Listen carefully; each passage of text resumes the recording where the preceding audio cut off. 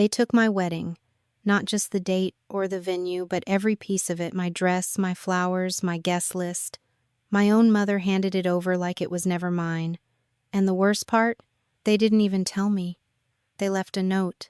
7 words.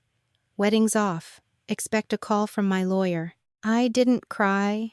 I didn't scream. I sent one text. Understood. But inside, I was calculating.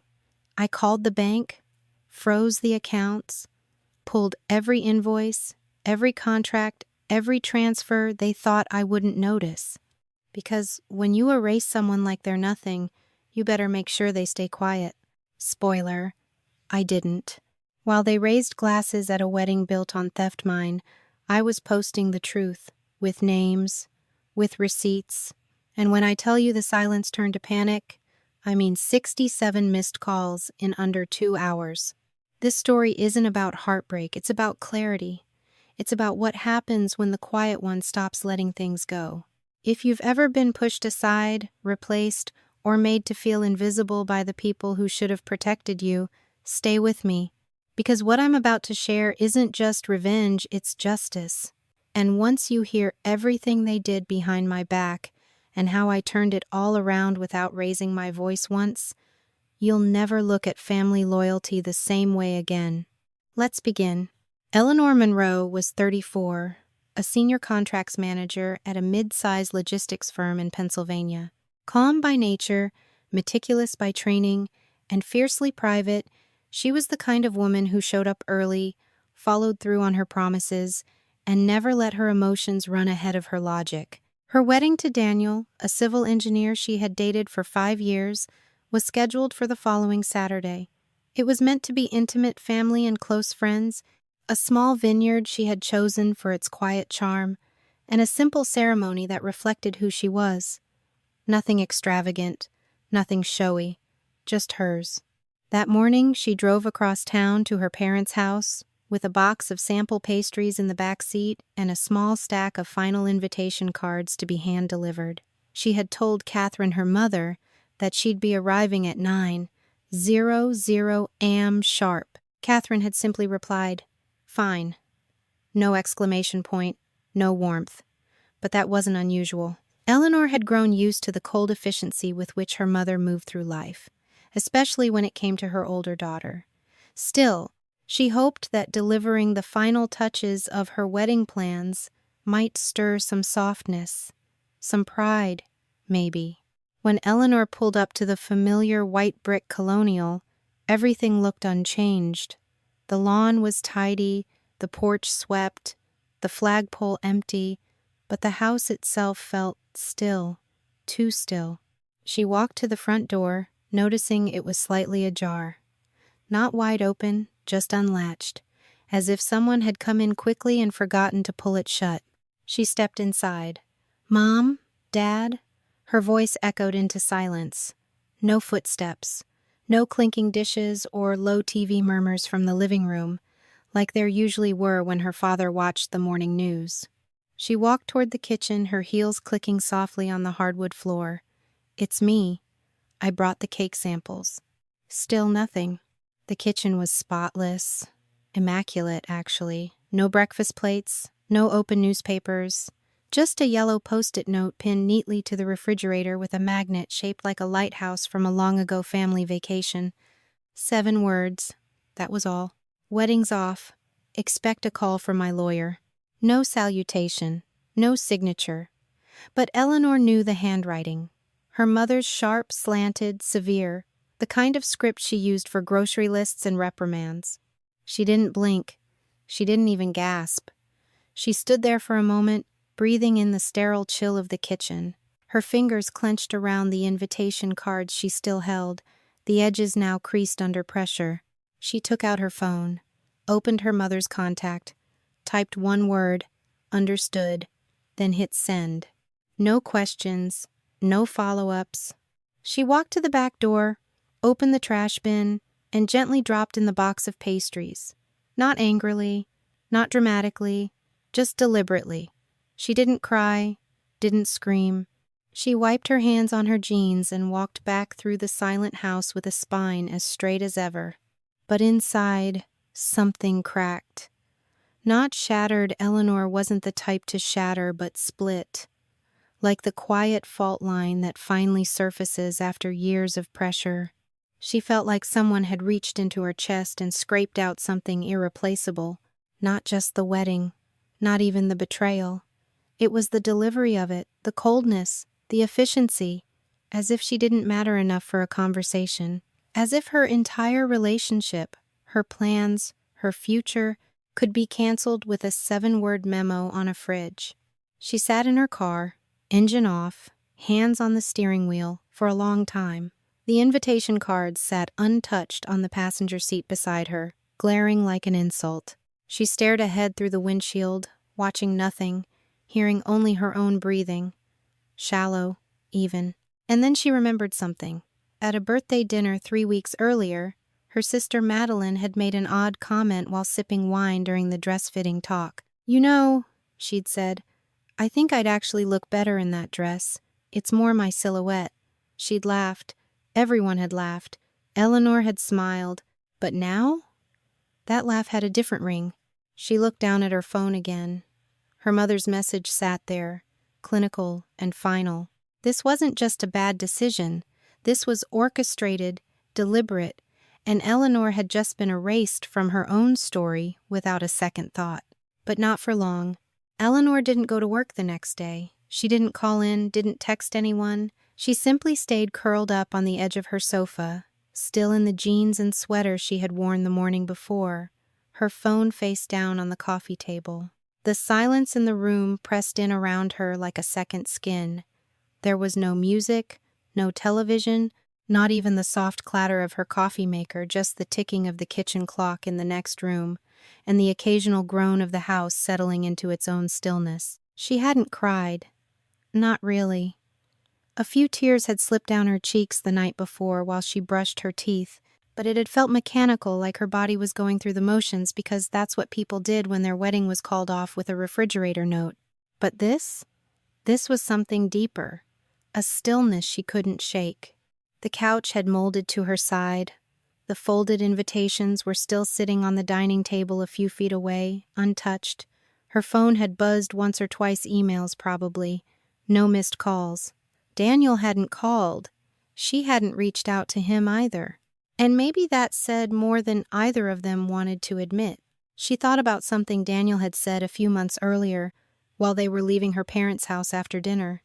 He had put his hand gently on her lower back and said, "Your family's a little different, but I respect them, and I respect what you want with them." At the time, it had made her feel oddly proud. She'd always known her family wasn't warm, wasn't affectionate in the ways Daniel's was.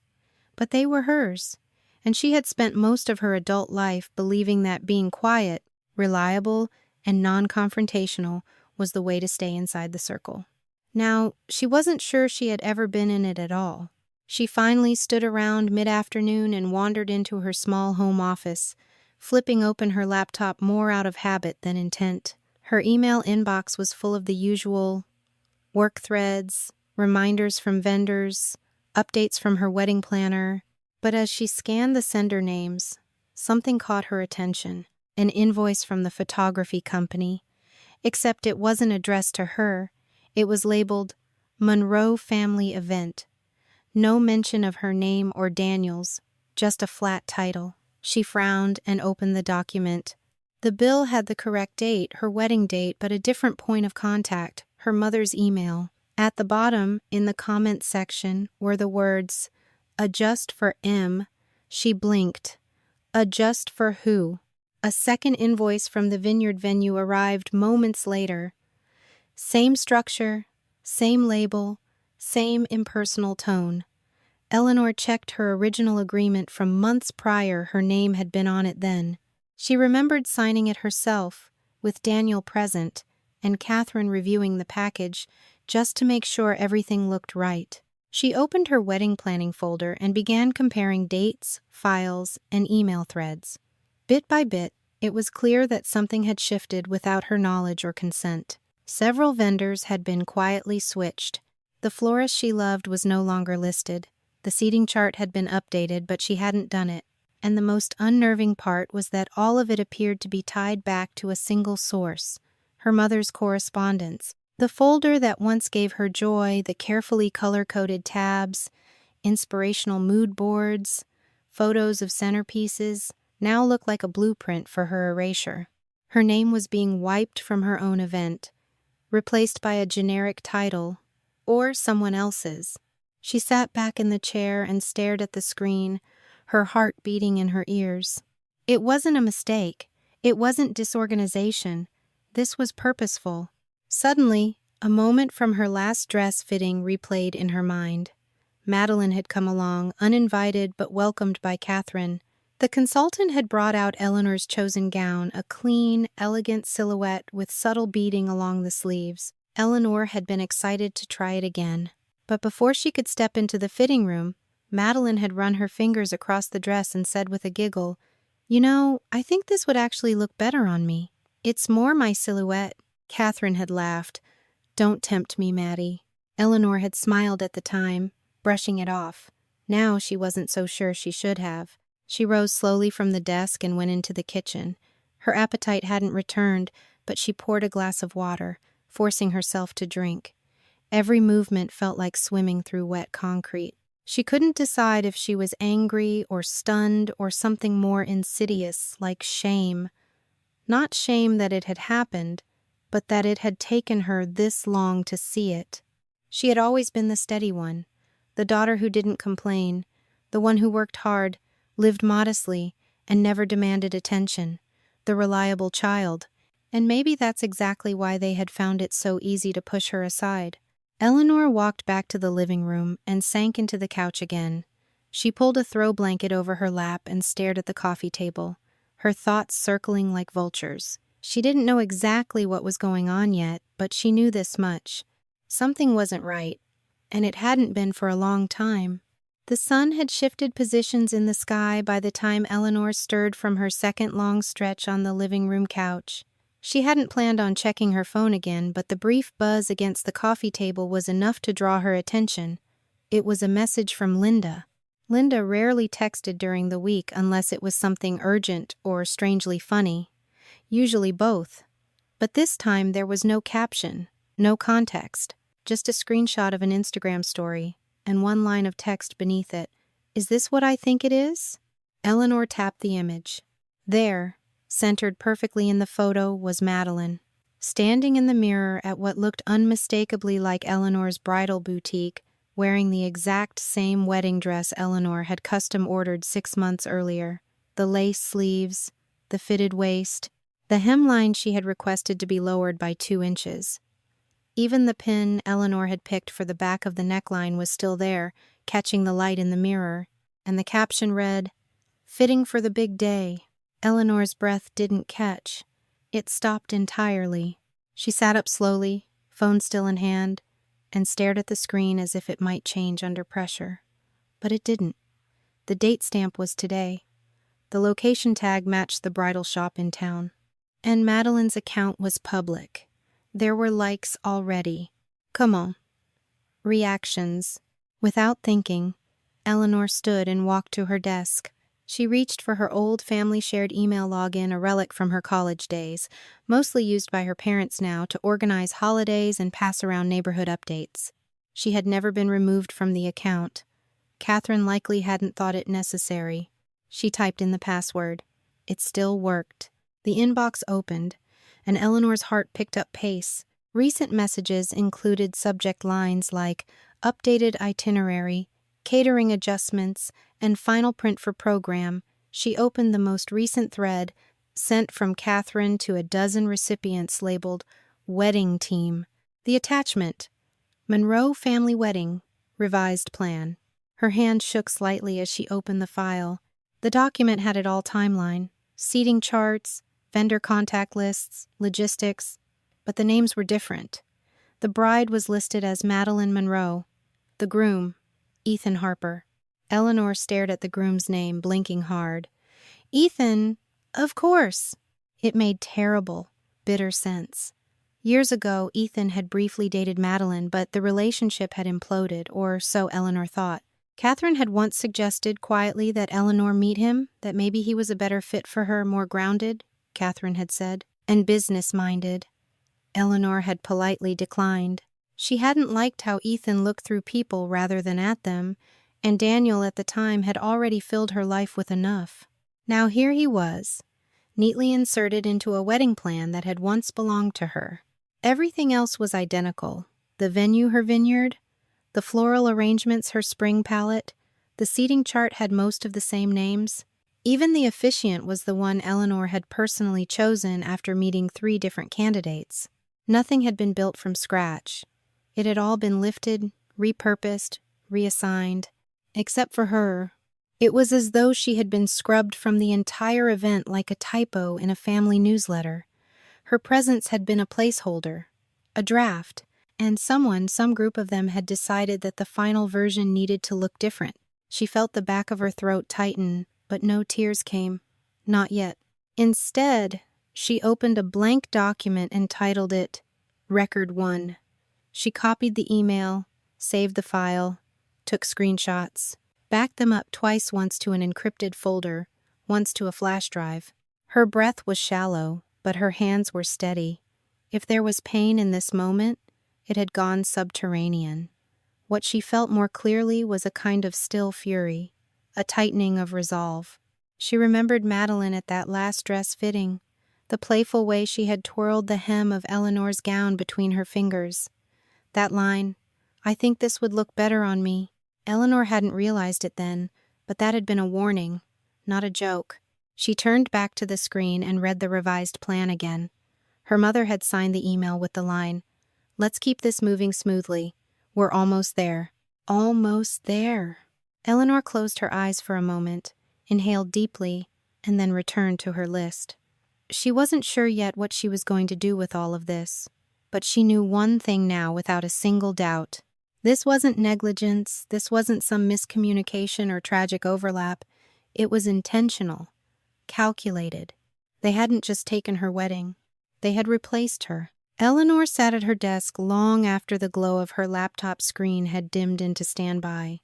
The house was dark now, the air dense with a kind of quiet that made every small sound seem deliberate. She hadn't moved in hours, only sat there, reviewing the same file over and over again, as if each reread might yield some new clue. But there was nothing new, just confirmation, over and over, that she'd been replaced, erased.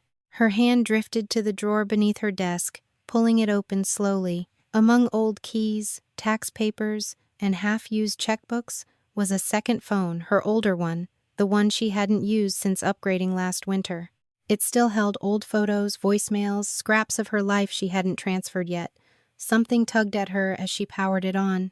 The phone buzzed back to life, sluggish from disuse. As she scrolled through folders, she remembered a moment Thanksgiving dinner, nearly a year ago. It had been at her parents' house as usual, and the evening had ended in that particular brand of quiet tension that seemed to settle over all Monroe family gatherings. She had left early, citing a migraine. But what she hadn't remembered until now was that the phone had been recording. She had accidentally hit record while fiddling with her voice memos app during dessert. She'd discovered it the next day, listened to a minute or two, then forgotten about it. Now, she found the file. It began with the clinking of dishes, muffled laughter, then a door closing, chairs sliding back, the sound of footsteps fading, then voices growing clearer. It was her mother, Catherine. "She's gone," she said in a low tone. Her father, Richard, answered, his voice tired.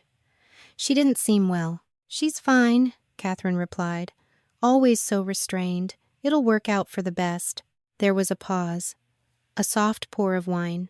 Then Catherine said, almost clinically, "Madeline is the long-term investment. Eleanor's all fine.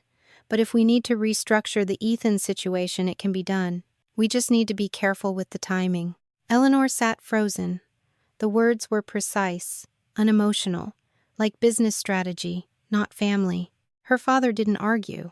He simply said, "It's risky," to which her mother replied, "Only if she finds out before we're ready." The memo ended with footsteps and a door creaking shut. Eleanor closed her eyes. It was no longer a theory, no longer suspicion wrapped in possibility. They had planned it. Not recently, not impulsively. A year ago, maybe longer. It hadn't just been about preference.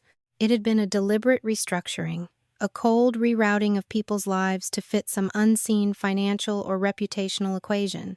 She looked down at the phone, the recording still open, then tapped Save to Archive.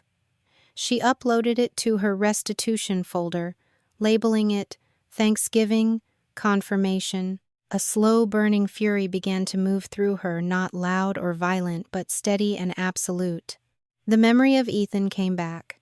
She had met him once, briefly, when Catherine introduced them at a family fundraiser.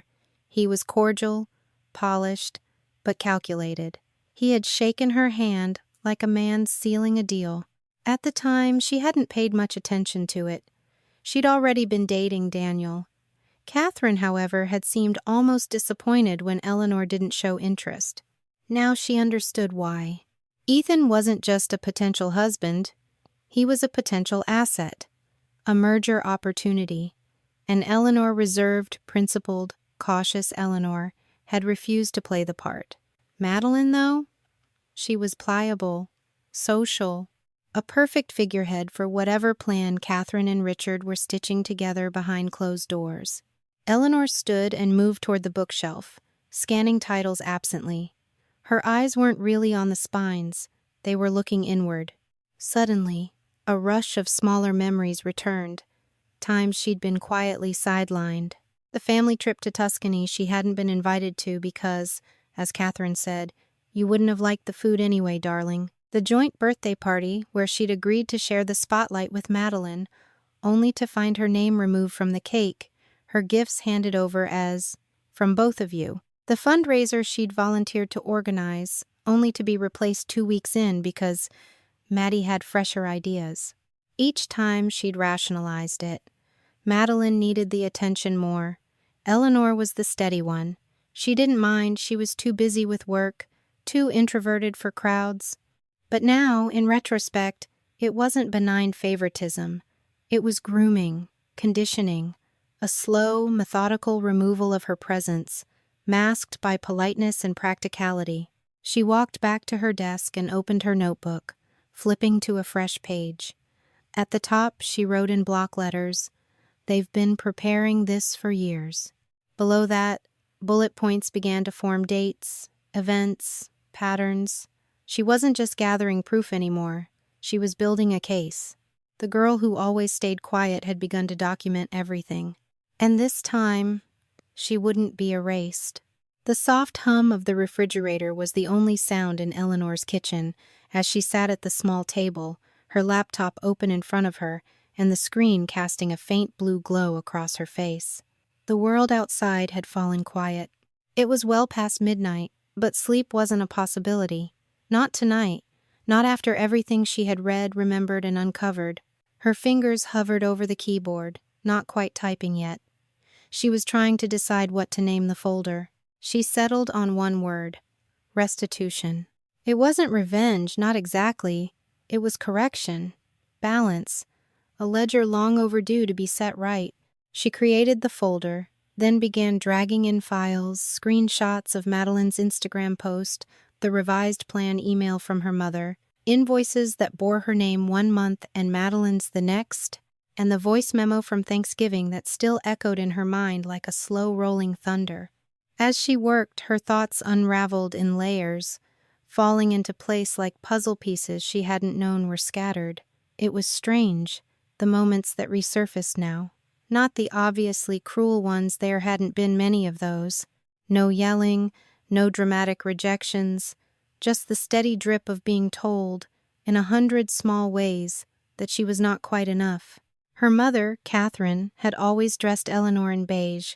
Beige dresses for Easter, beige slacks for school picture day. "Don't draw too much attention," she would say with a brisk tug of the hem. "There's nothing wrong with being elegant and quiet." But then Madeline would show up in pale pinks and sparkling shoes, all ringlets and ribbons, and Catherine would beam like she'd just won a prize. "She's got such a presence, doesn't she?" she'd say to guests. Later, in high school, when Eleanor earned early acceptance to university, Catherine had nodded mildly and said, "Well, of course. You've always been steady. Now, help Madeline with her applications, will you? She's still finding her path." Steady. That word again. A compliment that sounded like a seatbelt secure, but limiting. She remembered once, during a family barbecue, a neighbor had complimented her presentation at a local leadership seminar. Before Eleanor could say thank you, Catherine had interjected with a laugh. "Oh, don't flatter her too much. Eleanor gets uncomfortable being in the spotlight." And she had laughed too, because what else could she do? Richard, her father, was no villain. He wasn't cruel, but he was quiet, always taking the path of least resistance. When Catherine spoke, he nodded. When Eleanor once complained, years ago, that she felt overshadowed, Richard had only put his hand gently on her shoulder and said, "You know your mother has her ways. You understand her, don't you?" As if understanding were enough. As if it were her job to be the one who always understood. And Eleanor had done exactly that. She had understood. She had stepped back. She had made room, over and over again. When Madeline needed a spotlight, Eleanor dimmed her own. When Madeline fell apart during her first failed engagement, Eleanor helped her pack and never said, "I told you so." When Catherine asked Eleanor to just be flexible with the wedding seating because Madeline had a little anxiety about where she'd sit, Eleanor had shifted names around without complaint. She was not treated cruelly, she was treated invisibly. And invisibility was harder to confront. It didn't leave bruises or broken glass. It left a quiet erosion of self-worth, the sense that you were tolerated rather than chosen, accepted rather than celebrated. Now, as she dragged in the last email thread into her restitution folder, something inside her shifted. Not rage, not sadness, just clarity. She had never truly been the daughter they wanted. She had been the rehearsal, the prototype, the quiet draft before the final script. She clicked open the audio file again and listened to her mother's voice one more time, just to remind herself that she hadn't imagined it. "Madeline is the long-term investment," Catherine had said. Eleanor paused the recording and leaned back in her chair. What kind of parent speaks that way about their children? Who divides their family like a business portfolio? And then she realized this had never been about love. It had always been about optics, control, perception. Eleanor had refused to be managed. That was her greatest sin. She opened a spreadsheet and began cataloging the documents. She color-coded the timeline, dated each interaction, linked email subjects to file names. It was slow work, but she felt herself coming back into her body with each click. There was power here. Power in knowledge, in preparation, in the act of saying, "You saw me as weak because I stayed quiet, but you forgot I was watching. I was remembering." When the document was organized, backed up 3 times, and labeled with tags, Eleanor closed her laptop and finally stood.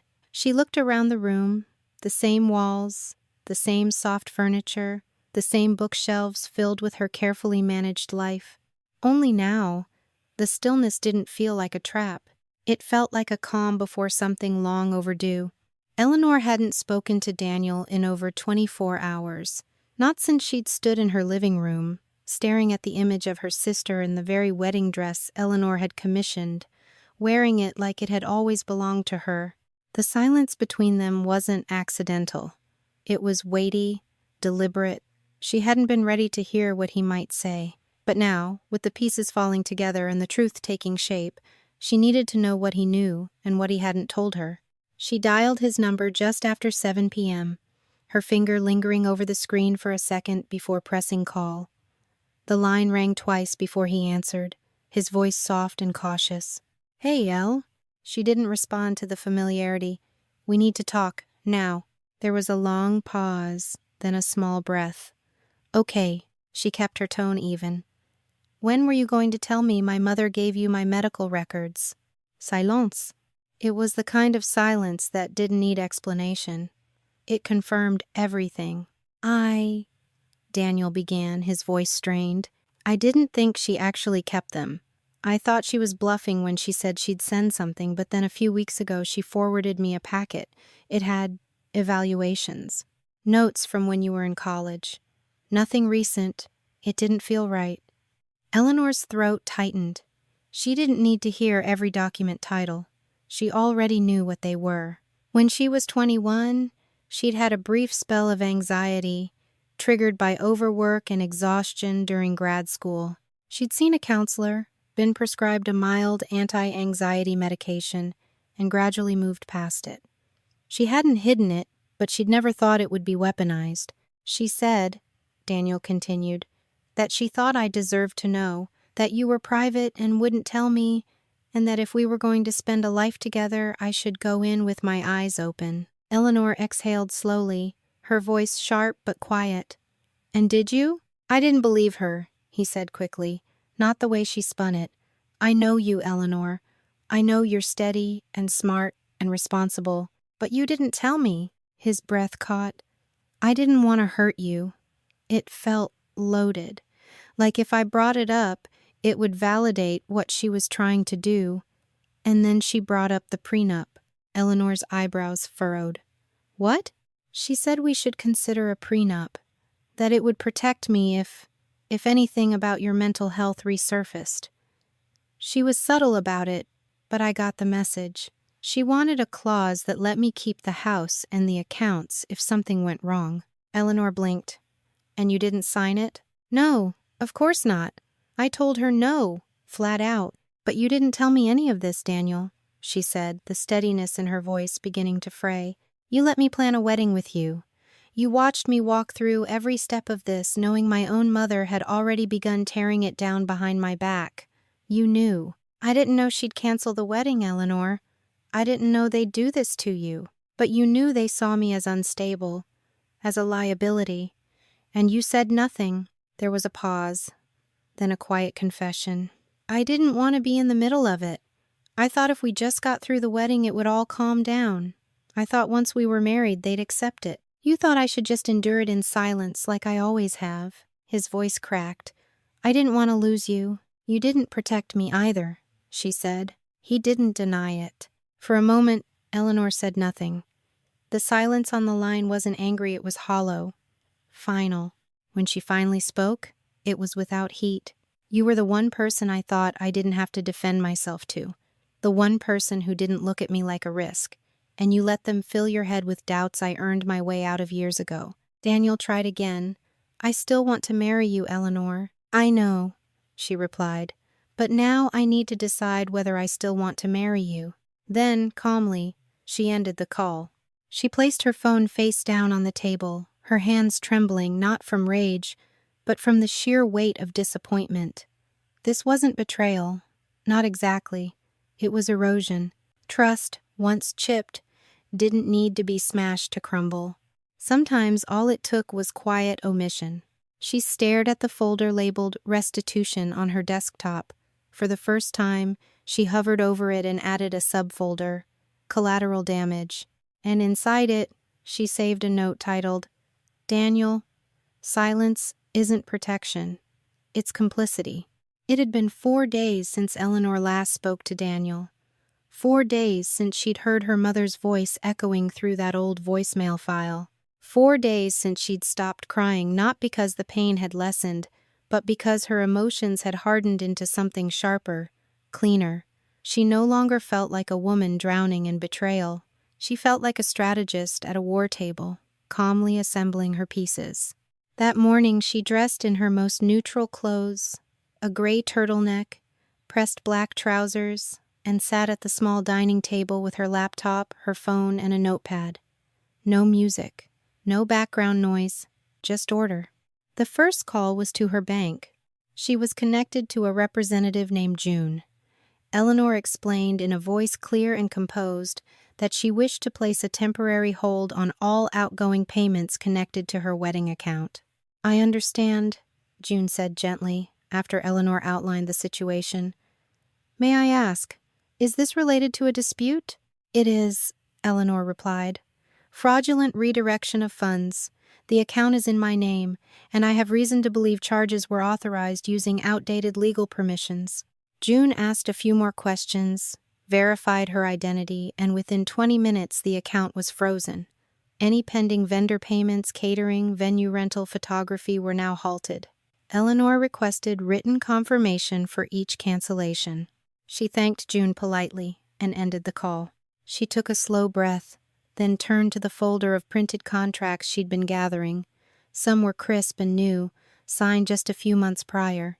Others were older, scanned from her files, with marginal notes and initials. As she began comparing names, amounts, and dates, a pattern began to emerge. Several original contracts, venue, floral designer, even the rental company for the chairs had been amended. Her name had either been removed or changed to Monroe Family Account. Worse, some contracts now listed Madeline as the primary contact, with Eleanor's name struck through in digital annotations. But not all traces were gone. Some invoices still listed her as the original signatory. One floral deposit showed both her initials and Madeline's, side by side, dated a month apart. It was sloppy work and assumption that Eleanor wouldn't look twice. But she was looking now, closely. She highlighted the inconsistencies, scanned everything into her laptop, and sorted them into subfolders within her growing restitution archive. Then she made the next call. Martha Calloway had once been the Monroe family's attorney. A sharp, detail-oriented woman in her late 60s, Martha had quietly stepped back from representing the family 5 years ago. Eleanor had always liked her, unlike the newer legal consultants her parents used. Martha had never spoken to her like a fragile child. "Martha? It's Eleanor Monroe." There was a pause, then a surprised but kind response. "Well, I didn't expect to hear from you. I need legal advice. Not as a Monroe, as me." Martha hesitated only a moment. "What's going on?" Eleanor laid it out simply. She told her about the canceled wedding, the redirection of vendors, the financial accounts, the Instagram post of Madeline in her dress. She explained the amended contracts, and most importantly, the sense that something larger, more insidious, had been happening behind the scenes. When she mentioned her suspicion about the use of an old power of attorney document, Martha fell silent. "You think your mother used it to reassign assets?" Martha asked carefully. "Yes," Eleanor said. "It was a general POA I signed when I was 19. I was studying abroad and thought I'd need someone to handle my accounts. That document would have expired with age or be subject to specific limitations, depending on state law. Did you ever revoke it?" "No, I forgot it existed." Martha exhaled through the line. "If your mother used that to access or redirect your funds without your renewed consent, and especially for a personal benefit to another family member, that's not just unethical, it may be legally actionable." Eleanor didn't say anything for a long moment. The word actionable sat heavy in the room. "I need to see the paperwork," Martha said. "All of it. The contracts, the bank statements, the communication threads, everything you've got." "I've already digitized it," Eleanor replied. "I'll send it by secure drive this afternoon." There was a pause, then something steelier in Martha's tone. "Good. And Eleanor?" "Yes?" "This wasn't carelessness. This was orchestration. If you're prepared to pursue this, you need to understand this will not be a clean fight." "I'm not looking for clean anymore," Eleanor said. "You're sure?" "I'm sure." She ended the call, her hand steady. For the first time in days, her body didn't feel heavy. Her mind didn't feel fogged. This wasn't rage or revenge, it was rebalancing. Not screaming in the street, not smashing plates, just quiet, methodical reclamation. She looked down at her folder, now thick with proof, with names, with timestamps. Her family had erased her from a wedding. Now she was rewriting herself into the record one document at a time. It took Eleanor 2 days to decide whether she would make it public. Not because she was afraid. That fear had burned itself out somewhere between her call to Martha and her 4th scanned invoice.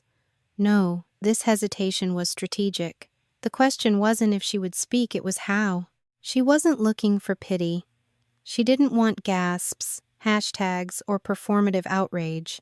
What she wanted was precision, documentation, Accountability. The internet could spin a story in 1,000 directions, but if she held the facts steady, it would have no choice but to land where she pointed. She opened a blank post on a platform where she rarely shared anything personal. Her profile was quiet, professional, largely untouched. That made it all the more powerful. Her fingers hovered for a moment, then began typing. This is not a story of betrayal. This is evidence of erasure. I was engaged to be married. I paid for the venue, selected the dress, booked the florist, the photographer, and coordinated every detail of what was supposed to be the most meaningful day of my life. Without my knowledge or consent, every decision I made was overridden. The wedding still happened, but not to me. My younger sister, Madeline, wore the dress I chose. She stood in the venue I reserved. She posed in front of the photographer I paid. My name was removed, replaced in every document as if I never existed. My mother orchestrated this. With the help of a power of attorney I signed at 19 and forgot existed, used without my permission to divert funds and decisions in silence. Attached are redacted files, invoices, contracts, screenshots of communications, a voice recording from a family dinner last year, emails with my name scratched out. I'm not sharing this for sympathy. I'm sharing it because erasure is not always loud. Sometimes it's polite, paper thin. It wears the face of tradition, of family, of what's best, but it is still theft. And for the first time in my life, I'm saying, not anymore. She paused before uploading the files. The Mo Jae Hui Kui, the revised wedding timeline listing Madeline and Ethan, the invoice changes. A transcription of the voicemail, her mother calmly explaining to her father that, if we need to shift Ethan to Madeline, we can. She didn't add commentary. Just let the documents speak. The caption remained untouched. Then she clicked post. At first, nothing happened. An hour passed, then 3, then 10. By the next morning, she woke to 112,000 views. The shares came in waves. Comments flooded her inbox. People from every walk of life chimed in, strangers, professionals, trauma survivors, and adult children who had spent their lives quietly dimming themselves for the sake of family order. The post wasn't trending, not in the viral sense, but it had struck a deeper chord, the kind that moved slowly, but stuck. Then came the message that shifted the ground again. A private inbox note from someone named Lisa Granger. We've never met, but I used to be your family's accountant. I was let go a few years ago when I questioned a few things I wasn't supposed to see. I kept copies, not out of spite, but because I didn't want to be complicit. If you're serious about pursuing this, I'm willing to help. Eleanor stared at the message for a long moment before replying. What kind of things? Lisa responded with an attachment and a short note. The Monroe Foundation. Your name was used to file the articles of incorporation, but the listed account doesn't belong to you. I can prove it was diverted. The file showed documents Eleanor had never seen before. A charitable fund established in her name, with money funneled into a private account registered under a shell company linked back to Catherine. It wasn't just deception, it was fraud. Eleanor forwarded the document to Martha within minutes. The response was immediate. We have enough for financial misconduct. I'll contact the authorities and file an official complaint. This is no longer just a civil matter. 2 days later, a federal financial crimes investigator contacted Eleanor directly. Her original post had caught public attention, but now it had triggered something larger, a preliminary inquiry into potential embezzlement and misuse of legal instruments. The officer was polite, measured, and serious. He asked for more documents. She gave him everything. By the end of the week, the quiet scandal had reached local news. A well-known family with deep business ties, now under scrutiny for financial irregularities tied to a daughter's canceled wedding. It was the kind of headline that made people pause. The kind that didn't just fade in a cycle. Eleanor didn't feel triumphant. Not yet. But she felt seen. And after a lifetime of erasure, that was a revolution in itself. The post from Catherine went live 3 days after Eleanor's. It wasn't addressed to anyone directly. It didn't name names. but the implication was unmistakable. The caption read, "When children are emotionally unstable, even love becomes ammunition against you." Attached was a photo from Thanksgiving 3 years prior, the whole Monroe family, arms around each other, wine glasses raised, frozen in the glow of holiday harmony. Catherine's followers, mostly acquaintances, fellow charity patrons, suburban mothers who still called her Mrs. Monroe, poured into the comments with empathy. "You've always been such a devoted mother. Praying for peace in your family?" People forget how much parents sacrifice. Eleanor saw it all. She didn't flinch, but it cut. It wasn't just the post, it was the careful framing, the passive-aggressive sorrow, the tone of a mother wringing her hands in grief, implying her daughter's very public accusations were a symptom not of betrayal, but of mental imbalance. The family had weaponized silence against her for years. Now they were weaponizing pity. Richard, for his part, said nothing. No public comment, no calls, no emails. He remained the quiet orbit around Catherine's gravity, just as he always had, the image of stability, of a man who lets the women in his life handle things. But it was Madeline's post that confirmed what Eleanor already knew. There would be no apology, no correction, no olive branch. Madeline's photo was filtered and perfectly timed. She stood beside Ethan, framed by soft white lights and delicate floral arrangements. Her caption was short, "A day full of love, surrounded by those who truly care."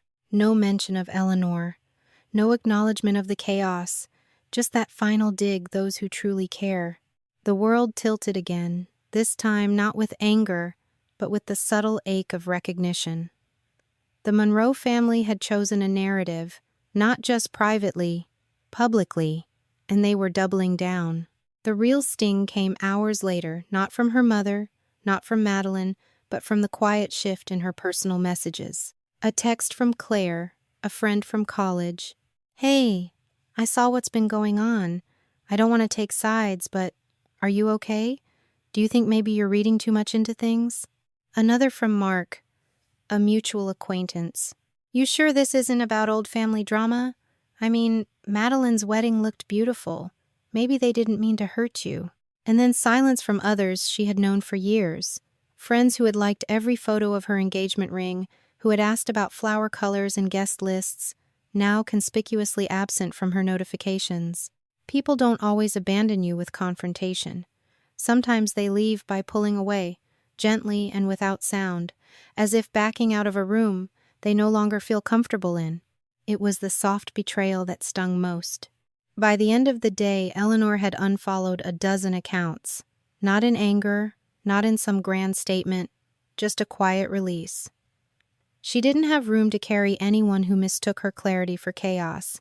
She sat on the floor of her apartment that night, surrounded by folders, emails, documents, evidence of what had happened, yes, but also of who she had been forced to become in order to survive it. A woman who no longer begged to be believed. Eleanor didn't respond to Catherine's post. She didn't issue a rebuttal. She didn't craft a defense or release a second wave of receipts. Instead, she made a private note in her journal. "They needed the world to think I was fragile, because that's the only way their cruelty makes sense." Then she underlined the final line twice. "I am not fragile. I am the proof." The courthouse wasn't packed, but it was tense. Eleanor sat alone at the petitioner's table, her posture composed, folder labeled "Restitution" placed squarely before her. Her legal counsel, Martha Calloway, sat beside her, flipping through a stack of documents as methodically as a surgeon prepping for a delicate operation. Across the aisle, Catherine Monroe sat next to her attorney, dressed in gray silk, her expression a perfect blend of grief and civility. Richard sat behind her, unreadable. Madeline wasn't present. The Monroes had filed a lawsuit 2 weeks earlier. Defamation, breach of family trust, and financial sabotage. The complaint painted Eleanor as an unstable daughter seeking revenge for perceived slights. They claimed her public accusations had caused irreparable harm to the Monroe family's reputation and standing. The courtroom was silent when the judge entered. Judge Harper was known for her no-nonsense style. She was seasoned, direct, and had a particular distaste for dramatics. Opening arguments were brief. Catherine's attorney leaned hard on Eleanor's social media post, accusing her of launching a smear campaign without proper channels. He emphasized the fragile mental health history Eleanor's mother had reluctantly disclosed, painting the public fallout as the result of emotional volatility. When it was Martha's turn, she stood calmly and said, "This case is not about bitterness. It is about identity theft, financial manipulation, and the systemic erasure of a woman's agency. We will present evidence that shows a coordinated effort to remove Miss Eleanor Monroe from her own wedding and to exploit her identity and finances for personal gain." Then came the documents. Page by page, Martha guided the court through invoices, altered contracts, email chains showing venue vendors updating names at the request of Catherine Monroe. Voicemail transcripts were submitted. Eleanor didn't speak, she didn't need to. The evidence spoke for her. Halfway through the proceedings, Catherine's lawyer moved to dismiss the voicemail recording as inadmissible. Judge Harper overruled. "When a party's own voice appears to confirm allegations central to the case," she said, "it deserves to be heard." And then, when the room was already charged with tension, the door opened. Daniel walked in. He looked thinner than she remembered, tired, but focused. He nodded once at Eleanor, not seeking forgiveness, just signaling something heavier: solidarity. Her attorney blinked in surprise as Daniel stepped forward. "Your Honor, I have material relevant to this case. Communications and recordings shared with me by Catherine Monroe during my engagement to Eleanor Monroe." Judge Harper allowed it. Daniel submitted a folder. Inside were printed emails from Catherine, one in particular, with the subject line, "Prenup Discussion, Eleanor's Condition." In it, Catherine referred to Eleanor as an emotional liability and insisted that Daniel protect himself legally before the wedding. Another was a calendar invite sent to Daniel 3 weeks before Eleanor's planned wedding date, titled Transition Plan M+E. The body of the email included bullet points detailing how to replace Eleanor in the wedding planning infrastructure with minimal fallout. Then came the audio file. It was a phone call, Catherine's voice clear. "Eleanor doesn't know how to be center stage without falling apart. Madeline is poised. This family needs a future, not a meltdown at the altar." The courtroom was dead silent. Daniel turned to the judge. "I should have spoken sooner, but I was afraid. I thought keeping peace meant staying silent. I realize now that silence was complicity." Eleanor didn't look at him. She didn't need to. She kept her eyes on the judge, her hands folded neatly on the table, her breath steady. When the testimony concluded, Judge Harper recessed for deliberation. 37 minutes later, she returned with her ruling. "This court finds sufficient evidence to reject the plaintiff's claims of defamation and reputational damage. Furthermore, based on documentation and sworn testimony, there is probable cause to investigate the misuse of financial instruments, including unlawful use of a power of attorney and charitable fraud." The courtroom held its breath. "I hereby issue a freeze on assets held under the Catherine Monroe Trust and any business entity bearing the Monroe name. A formal investigation will be opened into potential civil and criminal misconduct." Catherine went pale. Richard looked away. As the bailiff began handing down copies of the ruling, the quiet hum of voices rippled through the room. By the time Eleanor stepped outside, her phone was vibrating nonstop. News outlets had picked up the story. Heiress lawsuit turns tables. Bride replaced by sister court uncovers financial scandal. When family becomes the villain. Eleanor didn't smile. She didn't gloat. But as she stepped into the sunlight, her steps were lighter. For the first time in her life, Eleanor Monroe wasn't asking to be heard. She had been heard, and the world was finally listening. Eleanor hadn't been back to her parents' home since the hearing, but a week after the ruling, she returned not for reconciliation, not for drama, just for closure. She arrived early in the morning, before the world had fully woken. The house looked exactly as it always had: pristine lawn, white shutters, the kind of place that radiated the illusion of perfection. A house where holidays were posed and problems were politely ignored. She let herself in with the key she still carried. The air was stale, unused, or maybe it just felt unfamiliar now that she no longer belonged to it. She walked through the hallway, past the family portraits, the formal living room with untouched furniture, the oak-paneled study where her father used to sit behind unread books. On the kitchen counter, she placed a manila envelope. Inside, the house key, a formal letter of property release, and a single sentence in her handwriting. I release myself from this place. It wasn't for legal drama. The court had already ruled. But Eleanor knew something deeper had to be undone, not just contracts and balances, but attachments. The invisible ropes. She didn't linger. A week later, a certified envelope arrived at her apartment. Inside was a check issued by the county court on behalf of the Monroe estate, reimbursing the full cost of her original wedding planning venue deposits, catering fees, dress fittings, and miscellaneous charges. The amount was substantial. She didn't deposit it. Instead, she took the check to a framing shop. She had it matted on ivory paper, mounted in a dark walnut frame, and hung it in her hallway above her desk. When her neighbor asked why anyone would hang a check on their wall, Eleanor smiled and said, "Because some receipts don't belong in a bank. They belong where I can see them." That same week, she launched the nonprofit. It had taken nights of planning and 100 edits to the mission statement, but the name came easily. Wells and Gray, her grandmother's maiden names. Women who, as family lore told it, had raised children in silence, borne secrets for the sake of appearances, and disappeared into the background of their husbands' legacies. Wells and Gray, legal voice for women undone by family control. The website was spare, professional, quietly powerful. It offered consultation, resources, legal education, and referrals to attorneys who specialized in undue influence, coercive control, and estate manipulation. Eleanor didn't want to build an empire. She just wanted to make sure the next woman didn't have to walk alone. Within the first month, 3 women reached out. One was in her 60s, cut out of a will after caring for both parents full-time. Another, a newlywed who had been convinced to sign over her inheritance to support her brother's startup. And the third was someone Eleanor hadn't expected. Linda, her old friend, the one who had sent the Instagram photo of Madeline in her stolen dress. They met for coffee at a quiet place on the west side of town, the kind of place they used to frequent in their 20s before everything turned heavy. Linda looked different. Stronger, maybe, but tired. "I never told you," she said, stirring her coffee without looking up.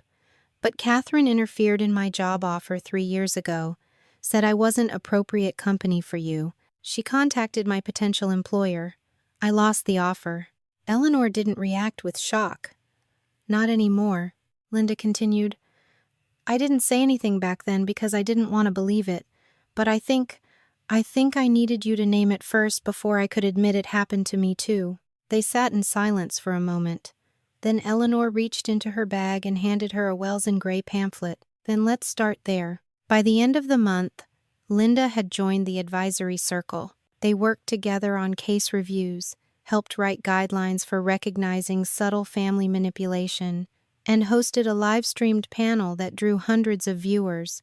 Eleanor wasn't trying to be a symbol. She wasn't interested in being anyone's hero. But as she walked back into her apartment one evening, passing the framed check on the wall, she realized something had shifted. For so long, she had carried her pain as proof of survival, of betrayal, of loss. But now she was building something from it. Not in spite of it, but because of it. She placed her bag on the hook, sat at her desk, and opened a new file. The next chapter wasn't about Catherine, or Madeline, or even Daniel. It was about what a woman could build after being told she had no place. The first request came from a local morning show, soft lighting, sympathetic hosts, a polished 5-minute segment about resilience. They wanted Eleanor to sit on their couch, tell her story, inspire their viewers with what they called her quiet courage. She declined. Not because she wasn't proud of what she had done, but because she knew the danger of letting a spotlight become a stage. "I didn't speak to be celebrated," she told the producer gently over the phone. "I spoke to end something, so others wouldn't have to stay quiet." She hung up, then deleted the request. More offers followed. Podcasts, editorials, even a docuseries pitch from a streaming network. But Eleanor turned them all down. She wasn't interested in becoming a cautionary tale or a trending hashtag. She had already been erased once she wasn't about to let another narrative take her over again. A month after her nonprofit launched, an email arrived. It was from Madeline. It was short, no subject line, just 3 lines of text. "I know I can't undo what happened. I didn't want it, not like that. Mom said it was the only way to save the house. I thought if I said no, everything would fall apart." Eleanor stared at the screen. For a long time, she didn't respond. When she did, her reply was as measured as it was honest. "I believe you were caught in something much bigger than either of us. But I'm not here to make you feel better. If you want to be free, you need to start telling the truth. Not to me, to the court, and to yourself." There was no reply. At least, not right away. A few days later, another email came. A promise. Vague, acknowledging wrongdoing, expressing regret. Madeline said she would speak to her attorney, said she wanted to fix things. Eleanor didn't hold her breath. People don't change because you ask them to. They change when they're ready. And sometimes, they don't change at all. But Eleanor wasn't waiting for redemption. She was already moving on. In the weeks that followed, she focused on Wells and Gray, meeting with new advisors, reviewing intake forms, speaking softly over Zoom to women who were still learning that being controlled isn't the same as being cared for. She spoke at a law school quietly, without cameras, just a handful of students and a professor who'd read her case and invited her to share what didn't make the court transcripts, what it felt like, what it cost. She ended that talk with a line she hadn't rehearsed, but one that stayed with them. "You don't have to be perfect to be believed. You just have to keep your records and your courage in the same drawer." Back at her apartment, the hallway was quiet. The check still hung on the wall, framed and untouched. Its value hadn't changed, but its meaning had deepened. It wasn't about money. It was about proof that something had happened, that it mattered, that she mattered. As she walked past it one evening, a glass of tea in hand, she paused and looked at it the way one might look at an old scar, familiar, faintly painful, but hers. She thought of the girl she used to be, the one who apologized too often, who bent herself into the shape of other people's comfort, who mistook silence for strength, and she thought of the woman she had become. Someone who didn't need to raise her voice to be heard. Someone who no longer mistook peace for submission. Someone who no longer told herself to be small in rooms that wanted her silent. She didn't cry, but she smiled. Not big, not triumphant, just enough. Enough to know that this chapter, whatever came next, would be hers to write. And as the evening light shifted, casting a soft reflection of her face in the glass over that check, she whispered one final thought to the version of herself who had once stood in a silent kitchen reading a note on a fridge. "I used to live to keep quiet. Now I live so no one else has to." If you've stayed with this story until now, maybe something in Eleanor's journey echoed inside you too. Not everyone born into a family is given the love or respect they deserve. Sometimes, the deepest wounds come from the people we were taught to trust the most. But all it takes is one person willing to speak up, and silence loses its power. This isn't just Eleanor's story. It's for anyone who has ever been erased from their own life and found the courage to reclaim it, not to be accepted, but to stand on their own terms. If you've been through something similar or know someone who has, please share your story in the comments. Your words might be the strength someone else needs right now. And if stories like this move you, stories of betrayal, justice, and quiet revenge, then subscribe to this channel. Every week, we bring you powerful, real-life dramas that prove one thing: the truth always finds its voice. Do you think Eleanor was right not to forgive Madeline right away? What would you have done in her place? I'd truly love to hear what you think.